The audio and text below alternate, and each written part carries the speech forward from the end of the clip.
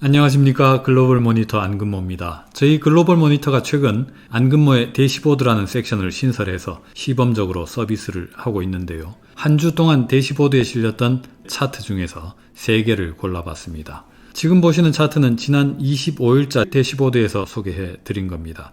지난 9월 중순에만 해도 연방기금금리 선물시장은 내년 말 미국 연준 정책금리가 FOMC 위원들이 점도표로 제시했던 예상 수준보다 50bp나 더 낮을 것이라고 가격에 반영했습니다. 그런데 지금은 점도표 금리보다 50bp나 더 높은 내년 말 정책금리를 프라이싱하고 있습니다. 미국 연방준비제도의 주된 정책수단은 금리입니다.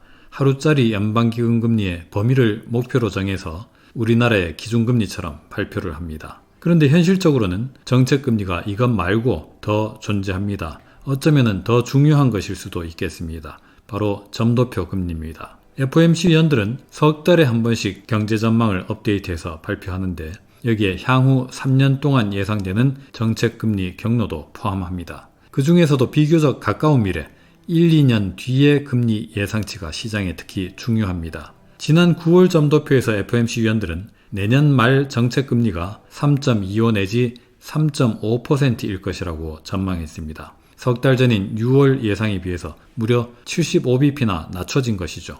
1년 6개월 만기의 정책금리가 그만큼 인하된 것과 비슷한 포워드 가이던스 역할을 했습니다.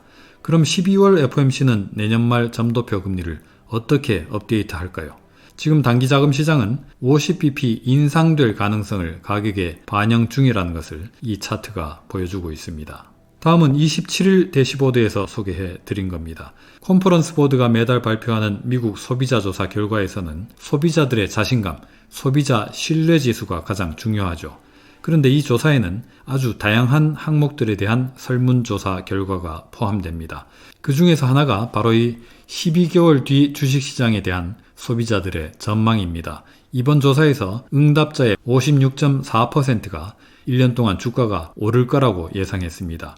설문조사를 시작한 지난 1987년 이후로 거의 40년 동안 증시에 대한 자신감, 불리시한 기대감이 이보다 더 높았던 적이 없었습니다. FOMC가 내년 말 점도표 금리를 인상할 가능성이 높아 보이는 여러 가지 이유들 가운데 하나가 되겠습니다.